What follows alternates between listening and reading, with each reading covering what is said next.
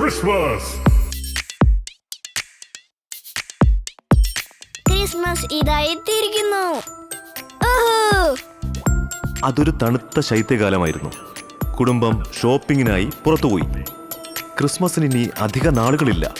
അതുകൊണ്ട് തന്നെ നഗരം അലങ്കാരങ്ങൾ കൊണ്ടും അവധിക്കാല ആഘോഷങ്ങൾ കൊണ്ടും സജീവമാണ്. സമാധാനിക്കു മക്കളെ. അച്ഛാ, ഈ സമ്മാനങ്ങൾ കിട്ടുന്ന സമയത്ത് ഞങ്ങളോട് എന്തിനാ മിണ്ടാതിരിക്കാൻ പറയുന്നത്? ക്രിസ്മസ് പാർട്ടീസ്, പിന്നെ ക്രിസ്മസ് അത്താഴങ്ങളും. പക്ഷെ ഏറ്റവും പ്രധാനപ്പെട്ടത് സ്നേഹവും പിന്നെ സാന്റാ. സാന്റയോ? സാന്റാ. അങ്ങനെയാണോ? എന്നാ സാന്റ ദേ വരുന്നു. ഓ, ഈ സാന്റ അല്ല അമ്മേ, യഥാർത്ഥ സാന്റ. അതെ, അദ്ദേഹം 12 മാജിക് റെയിൻഡിയേഴ്സ് ഉള്ള വണ്ടിയിലാ വരുന്നത്. അതിൽ രാത്രി ആകാശത്തു കൂടെ പറന്ന് ലോകത്തുള്ള എല്ലാവർക്കും സമ്മാനം കൊടുക്കും. അതെ, നമുക്ക് സമ്മാനങ്ങളുമായി വരുന്ന സാന്റയെ ഒന്ന് സങ്കല്പിച്ചു നോക്കിയേ. നിങ്ങൾക്കറിയോ ക്രിസ്മസ് ശരിക്കും എന്താണെന്ന്? സമ്മാനങ്ങൾ അല്ല, ക്രിസ്മസ് എന്ന് പറഞ്ഞാൽ ക്രിസ്മസ് പലഹാരങ്ങൾ. ഞാൻ പറയുന്നത് ക്രിസ്മസ് ട്രീ.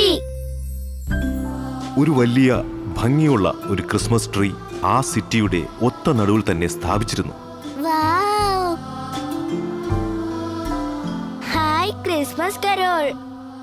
എനിക്ക് എനിക്ക് എനിക്ക് അവിടെ പോണം. മോള് കുറച്ചുകൂടെ വലുതാവട്ടെ. കരോൾ സംഘം അവരുടെ പാട്ട് അവസാനിപ്പിച്ച് അടുത്ത വീട്ടിലേക്ക് പോയി. എന്നിരുന്നാലും ആ തെരുവിലെ ഒരു ചെറിയ വീട് കരോൾ സംഘം മനഃപൂർവ്വം ഒഴിവാക്കി. അവരെന്താ അങ്ങനെ ചെയ്തത്? ഓ, അത് മിസ്സിസ് ക്രിങ്കിളിന്റെ വീടല്ലേ?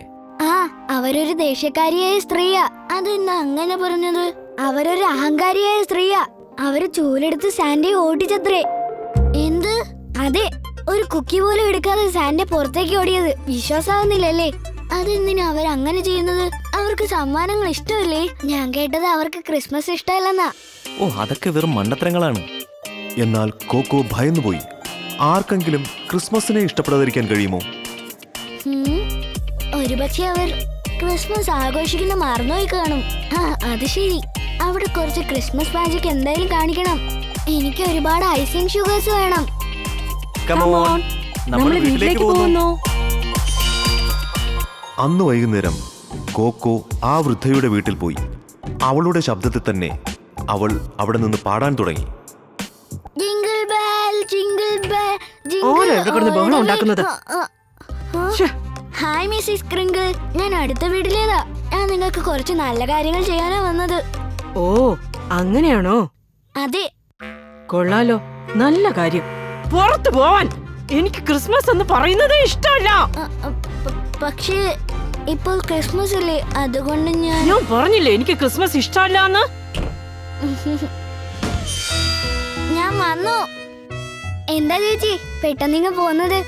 അവര് ചൂലെടുത്ത് ചേച്ചി ഓടിച്ചോ? നീ പറഞ്ഞത് ശരിയാ, അവർക്ക് ക്രിസ്മസ് ഇഷ്ടമല്ല. ഞാൻ പറഞ്ഞില്ലേ, ചേച്ചി ശ്രമിച്ചിട്ട് പരാജയപ്പെട്ടതല്ലേ. സാരമില്ല, ഞാൻ തീരുമാനിച്ചു, അവരെ കൊണ്ട് ക്രിസ്മസ് ഇഷ്ടപ്പെടുത്തും. എങ്കിലും കോക്കോ പിന്നോട്ട് പോയില്ല. അവൾ ആ വൃദ്ധയുടെ മനസ്സു മാറ്റാൻ അവളെ കൊണ്ട് ആവുന്ന വിധം പരിശ്രമിച്ചു. ഉറപ്പ്, ഇതെന്തായാലും അവർക്ക് ഇഷ്ടപ്പെടും.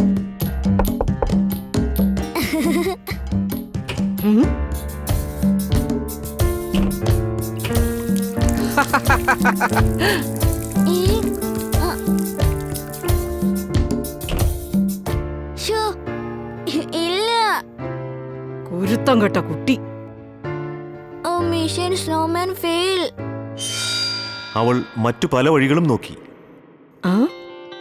അലങ്കരിക്കുന്ന സാധനങ്ങളൊക്കെ എവിടെ?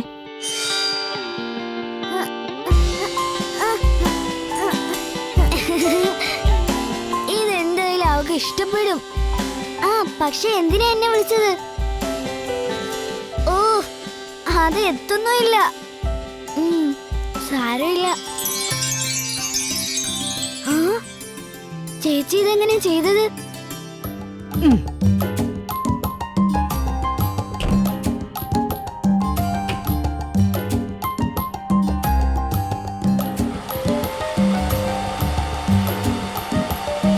ഇവര് മിസ്സിസ് ക്രിങ്കിൾ അല്ല, ഇവര് ഗ്രംബിളാ, ഗ്രംബിൾ.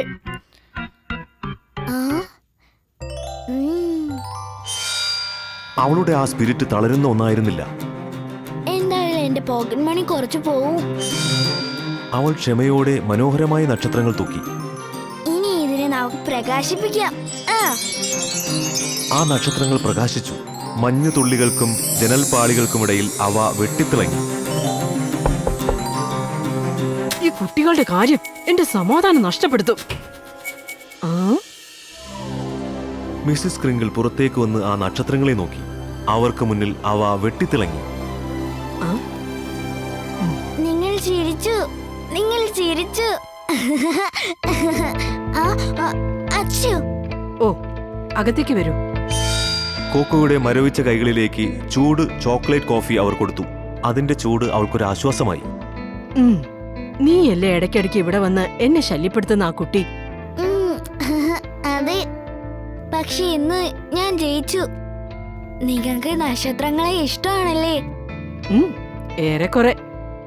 അന്നു മുതൽ കോക്കോ മിസ്സിസ് സ്പ്രിങ്കിളിനെ ഇടയ്ക്കിടയ്ക്ക് സന്ദർശിക്കും. അവൾ അവരെ നന്നായി മനസ്സിലാക്കാൻ തുടങ്ങി. എന്ത് ശബ്ദം ആ പാട്ടിന്! അവര് ഡാൻസ് കളിക്കാൻ പോവുമായിരിക്കും. നിങ്ങൾ എന്താ ഡാൻസ് ചെയ്യാത്തത്? ഒരിക്കലുമില്ല. ഞാൻ ഈ പ്രായത്തിൽ കളിക്കാൻ പോയാ എന്റെ കാലുകൾ ഒടിയും. പണ്ടൊക്കെ ഞാൻ ഒരുപാട് ഡാൻസ് കളിച്ചതാ. നിങ്ങൾ ഡാൻസ് കളിക്കായിരുന്നോ? എന്റെ ചെറുപ്പകാലത്ത് ഞാൻ നല്ലൊരു ഡാൻസർ ആയിരുന്നു മോളെ. അപ്പൊ നിങ്ങൾക്ക് ക്രിസ്മസ് ട്രീ വെക്കാനും അറിയാം. എനിക്കിപ്പോ അത് വാങ്ങാനോ അലങ്കരിക്കാനോ ഉള്ള ആരോഗ്യമൊന്നുമില്ല. അവർ തന്റെ കുടുംബത്തെക്കുറിച്ച് വാതോരാതെ സംസാരിക്കാൻ തുടങ്ങി. എന്റെ മക്കള് കുഞ്ഞായിരുന്നപ്പോ അവര് സ്വീറ്റ്സും ജിഞ്ചർ ബ്രെഡും ഒക്കെ കൊണ്ട് അലങ്കരിക്കുമായിരുന്നു. ശരിക്കും? ആ, ഞങ്ങൾ ഒരുപാട് സ്നേഹിച്ച ഒരു പൂച്ചയുണ്ടായിരുന്നു. അവൾ എപ്പോഴും ഈ മരത്തിന്റെ താഴെ തന്നെ കിടക്കുമായിരുന്നു, അതിലെ സ്വീറ്റ്സിനു വേണ്ടി. അങ്ങനെയാണോ? അടുത്ത ദിവസം നമ്മൾ ജിഞ്ചർ ബ്രെഡ്സും സ്വീറ്റ്സും കഴിക്കുന്നതിന് വേണ്ടിയിട്ടായിരുന്നു ആ കാത്തിരിപ്പ്. അതൊക്കെ ഒരു കാലം. അന്ന് ആദ്യമായാണ് മിസ്സിസ് സ്പ്രിങ്കിൾ ഇങ്ങനെ ചിരിക്കുന്നത് കോക്കോ കാണുന്നത്. നല്ലൊരു അനുഭവമായിരുന്നു. അടുത്ത ദിവസം കോക്കോ ഉണർന്നത് വളരെ ഉന്മേഷവതിയായിട്ടാണ്. ഇന്നത്തെ മിഷൻ ക്രിസ്മസ് ട്രീ. ഹായ് അമ്മേ. ബൈ അമ്മേ.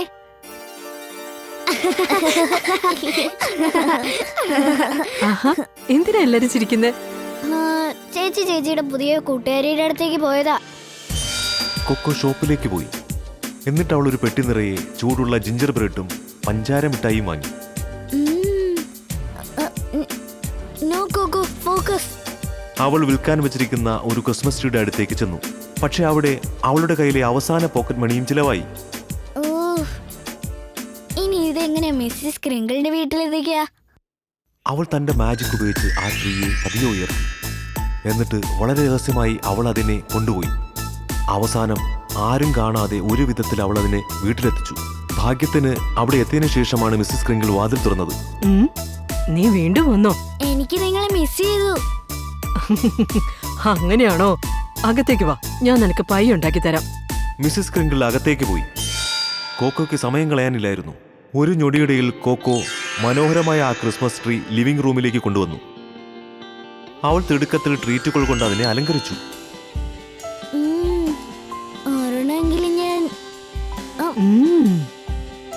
അവളൊന്ന് പരിങ്ങി. മിസ്സിസ് ക്രിങ്കിൾ അവിടേക്ക് വന്നു. അവൾ തുറച്ചു നോക്കി. അവളുടെ കയ്യിൽ നല്ല ചൂടുള്ള പയ്യുമുണ്ടായിരുന്നു. സർപ്രൈസ്. കൊള്ളാലോ, ഇത് വളരെ നന്നായിട്ടുണ്ട് കോക്കോ. Thank you. കോക്കോയ്ക്ക് അവളുടെ ഹൃദയത്തിൽ വല്ലാത്തൊരു അനുഭൂതിയുണ്ടായി. അവർ രണ്ടുപേരും ആസ്വദിച്ചത് കഴിക്കാൻ തുടങ്ങി. ഒപ്പം ആ ട്രീയിലെ ജിഞ്ചർ ബ്രെഡും കാൻഡീസും മറ്റലങ്കാരങ്ങളും കണ്ടാസ്വദിച്ചു. മിസ്സിസ് സ്പ്രിങ്കിൾ വളരെ സന്തോഷവതിയായിരുന്നു. അവർ ചില മ്യൂസിക് പ്ലേ ചെയ്യാൻ തുടങ്ങി.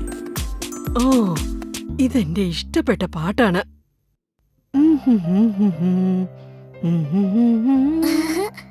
ഒരു മാജിക് ഈ ഡാൻസിനെ സഹായിക്കുന്നു തോന്നുന്നു. കോക്കോയുടെ മാജിക് അത്ഭുതപ്പെടുത്തി. മിസ്സിസ് സ്പ്രിങ്കിൾ ആഹ്ലാദം കൊണ്ട് നൃത്തം ചെയ്യുകയും ചെയ്തു.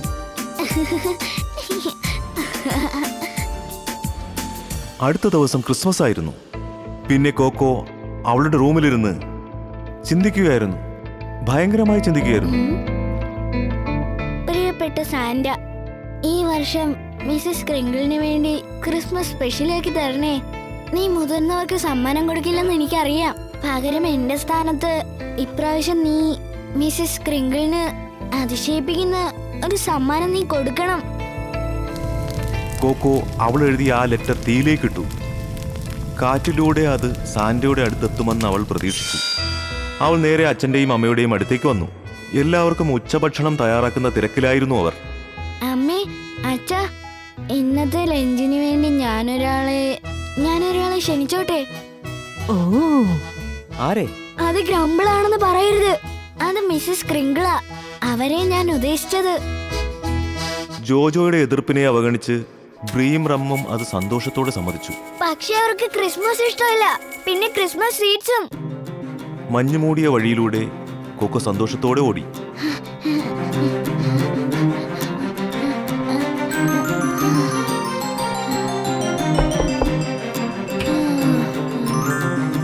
കോക്കോ, എന്താ പറ്റിയത്?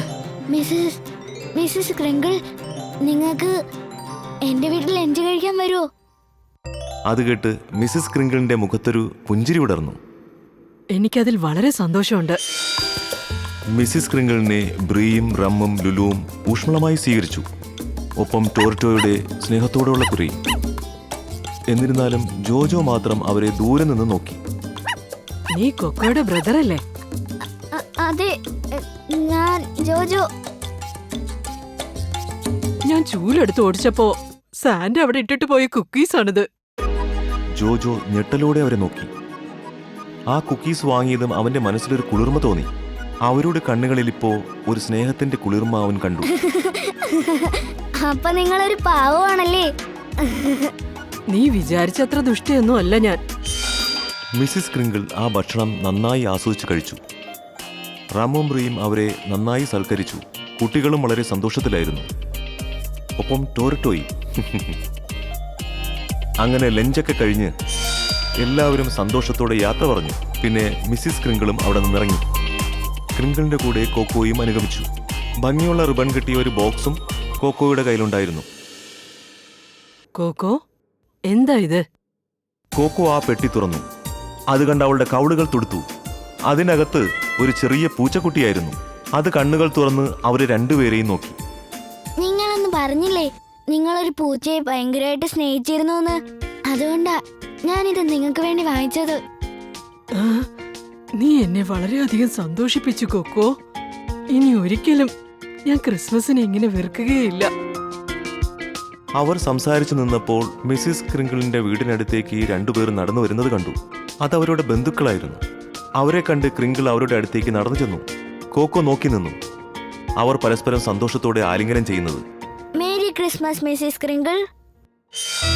അന്ന് രാത്രി കോക്കോയുടെ വീട്ടിൽ എന്തോ ഒരു ശബ്ദം കേട്ട് അവരെല്ലാവരും ഉണർന്നു. നിങ്ങൾ ആ ശബ്ദം കേട്ടോ? അവർ പുറത്തേക്ക് പോയി. ആ സമയം അവരുടെ മാതാപിതാക്കളും സ്വീകരണ മുറിയിലേക്ക് വന്നു. അവരും ആ ശബ്ദം കേട്ടിരുന്നു. വാവ്, എന്താ ഇത്? അവിടെ ആ മരച്ചുവട്ടിൽ പല വലിപ്പത്തിലും പല വർണ്ണത്തിലുമുള്ള സമ്മാനപ്പെട്ടികളുടെ ഒരു കൂട്ടം തന്നെ ഉണ്ടായിരുന്നു. പക്ഷേ ഇവിടെ ആരെയും കാണുന്നില്ലല്ലോ. ആരാ ഈ സമ്മാനങ്ങളൊക്കെ കൊണ്ടുവന്നത്? സാന്റി ആയിരിക്കും ഇത് കൊണ്ടുവന്നത്. കോക്കോ എല്ലാ സമ്മാനപ്പെട്ടികളും നോക്കി. അതിൽ അവൾക്കൊരു കുറിപ്പുമുണ്ടായിരുന്നു. ഇത് സാന്റയുടേതാണ്. അദ്ദേഹം എന്നെ കുറിച്ച് കുറെ അഭിമാനിക്കുന്നു. സാന്റ. കോക്കോ അവളുടെ സഹോദരിയെ കെട്ടിപ്പിടിച്ചു. എന്നിട്ട് സന്തോഷത്തോടെ അവളുടെ മാതാപിതാക്കളെയും സഹോദരങ്ങളെയും നോക്കി. ഇത്രയൊക്കെ സമ്മാനങ്ങൾ ഉണ്ടെങ്കിലും നമ്മളത് പരസ്പരം പങ്കുവെക്കുന്നു. അതാ ഏറ്റവും വലിയ സമ്മാനം. ഇതാ നിന്നോട് ഞാൻ പറയാൻ ശ്രമിച്ചത്. ക്രിസ്മസ് പരസ്പരം പങ്കുവെക്കലിന്റെയും കൂടിയാണ്. പിന്നെ കരുതലിന്റെയും. പിന്നെ സ്നേഹത്തിന്റെയും. എല്ലാവർക്കും ക്രിസ്മസ് ആശംസകൾ നേരുന്നു. ഒപ്പം പുതുവത്സര ആശംസകൾ. ഹായ് കൂട്ടുകാരെ, ഈ വീഡിയോ എല്ലാവർക്കും ഇഷ്ടമായെന്ന് വിചാരിക്കുന്നു. ഇഷ്ടമായെങ്കിൽ ലൈക്ക്, ഷെയർ, കമന്റ്, പിന്നെ സബ്സ്ക്രൈബ് ചെയ്യാനും മറക്കല്ലേ.